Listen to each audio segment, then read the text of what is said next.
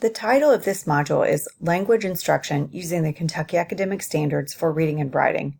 This is Part A. We all know that language, grammar, mechanics, and usage are important skills that have real-world implications. Consider these examples. This is a sign that would have benefited from some commas. I do not know very many disabled, elderly, pregnant children. This is an educational sign, which makes it even sadder, but these are not public schools. Another educational faux pas is this one. See if you can point out the grammar mistake in this one.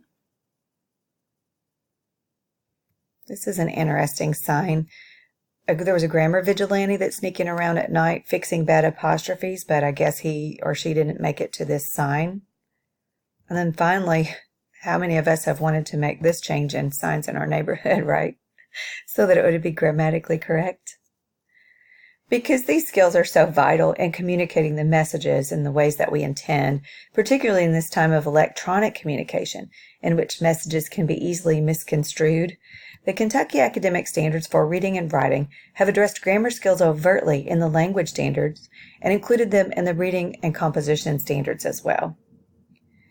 Although obviously language standards were included in the previous version, a new tool has been included in the updated standards that presents a clear focus on what students should be thinking and doing in regard to the content of the standards. The multidimensionality view of the standards has shifted the thinking of ways many teachers approach grammar instruction. So in this module, we'll be looking at what the standards are directing the students to do and ways we can facilitate that learning in the classroom. First, let's look at an example of what the multidimensionality view provides. This is Standard 2 for 7th grade in Reading Informational Text. I've blown it up here. What do you notice about the colors? Stop the video now and talk with your shoulder partner about what you notice.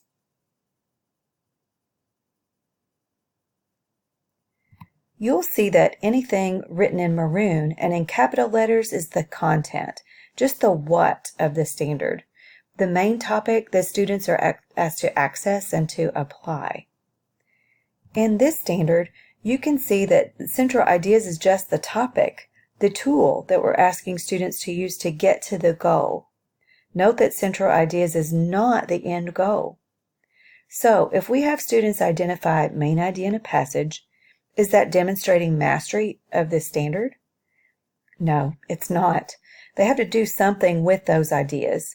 So reading a passage and answering questions about main ideas does not demonstrate mastery of this standard. What is in green and is italicized is the concrete, the way that the students will demonstrate their thinking. So in this standard, students are directed to either quote, paraphrase, or summarize from a source text to demonstrate their learning. Each of these techniques will obviously have to be taught before students can effectively apply them, so we'll have to have some instruction around the differences in citing, paraphrasing, and summarizing. Stop the video now and discuss with your partners what you see are differences in citing, paraphrasing, and summarizing. Sometimes teachers think these terms can be used interchangeably, so it's important to have the conversation so we're on the same page and to clarify. Quoted material from a source text should always be at a minimum. Generally, 90% of a student writing should be a student's own words, and no more than 10% should be quoted words. So we should avoid allowing students to copy and paste entire sentences into their writing. Students will need to learn how to embed others' words and phrases into their own thoughts. This makes the selection of quoted material very intentional. If a word or phrase is, say, provocative or surprising, or maybe it reflects intelligence or ignorance of the speaker or writer, maybe it's ironic or it stands out in any other way, it might be a candidate for quotation marks. Students will also need to learn how to use attribution tags and punctuation. Since para means beyond, the only time a student would paraphrase from a source text is if he or she thought the audience would not understand the words or allusions in the original text. For example, I might need to paraphrase some medical or sports jargon, but only if I assumed my audience would not understand it. I might use an analogy in my paraphrase because I feel the need to explain it more clearly than the source text does. So you see that much depends on audience awareness with regard to paraphrasing. Often a paraphrase is longer than the original text because explanation is involved, but a summary, by definition, in contrast, is shorter than the source text. If I choose to write a summary versus a paraphrase, I would assume that my audience understood the original text and that I just needed to provide the highlights. So you can see that these reflect student choice in the ways that they demonstrate their understanding. Finally, we can see that the purple is the thinking that we're asking the students to do. So let's look at this coded, multidimensional view of Standard 2 and have a discussion with your partners about the bullets below. What will students need to do in order to demonstrate mastery of this standard? Then have a conversation about how ideas might develop within a text. And finally, what are the implications of this task when pairing it with a text? Have a quick conversation with your partners and stop the video now.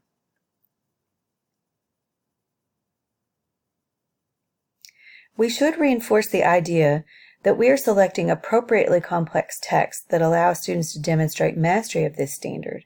It cannot just be paired with any text. No longer is Standard 2 a catch-all for reading texts.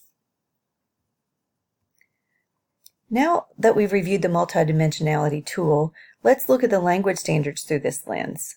This is Language Standard 1 for 7th grade. First of all, let's look at the content. What do you see as the content? All right, you know it's the clauses, phrases, and sentence types that are, but are these the end goals? Really, what are students asked to be doing?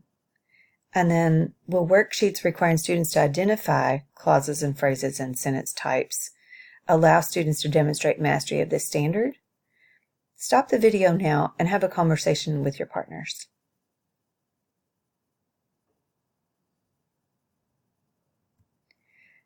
Now let's look at Standard 2 for 8th grade. Again, what is the content? You can see it's the punctuation and the ellipses, right? Are punctuation and ellipses the end goals? Really, what are the students being directed to do?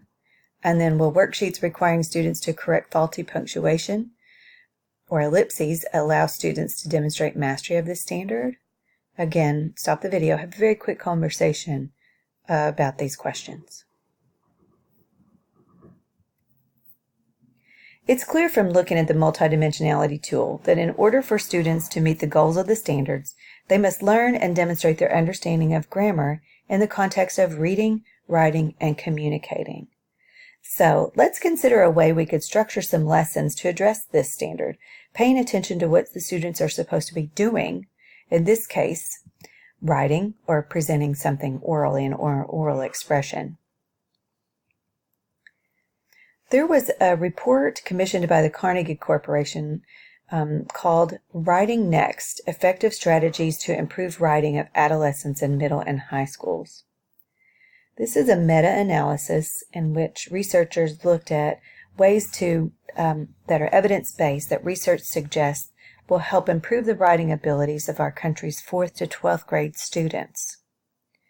One of the 11 most effective approaches included in this meta-analysis was sentence combining. So we're going to work through a sentence combining composition activity to mirror a student's experience.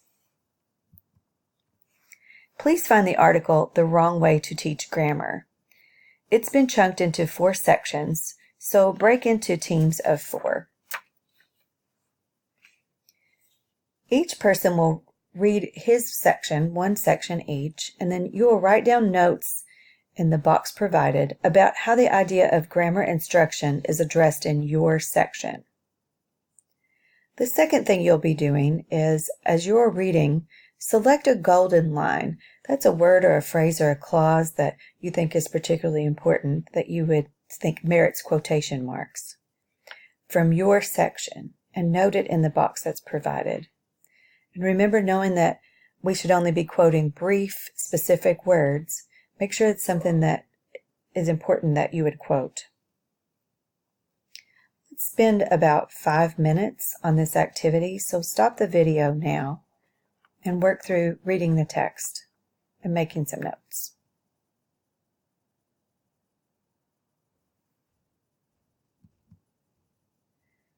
Next, starting with section 1, take turns sharing your findings. And then, as a group, consider how the central idea of grammar instruction develops throughout the text. This will probably take about 10 minutes, so stop the video now.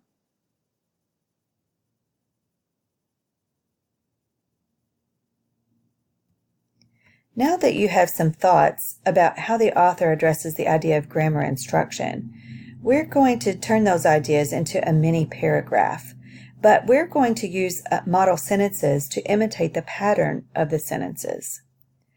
You'll also be embedding the golden word or phrase, so since your group has 4, you'll need to come to a consensus about which one to use. Finally, you're going to type your 3-sentence mini paragraph into a Google document, or you're going to write it on chart paper to share it with. Here are the patterns of the sentences. So let's look. If I'm in group 1, I'm going to be using pattern A, B, and C. So my first sentence is going to have an ing word phrase in front of the complete sentence, the independent clause. The second sentence is going to have a to with a verb phrase or clause in front of my complete sentence. And then my third sentence is pattern C. So I'm going to have my subject introduced and then a comma, and then I'm going to rename that subject and then a comma, and then continue with my thought for the rest of that sentence. The groups should mimic their assigned pattern as closely as they're able. This activity will take about 20 minutes. And when you finish, we should do a gallery walk if you're using chart paper, or have teachers read through other groups' compositions on the Google Doc. We'll be debriefing, discussing rationales and implications for this activity in Part B. So stop the video now, and when you're finished having your discussion after you've composed your sentences, start with Part B of this module.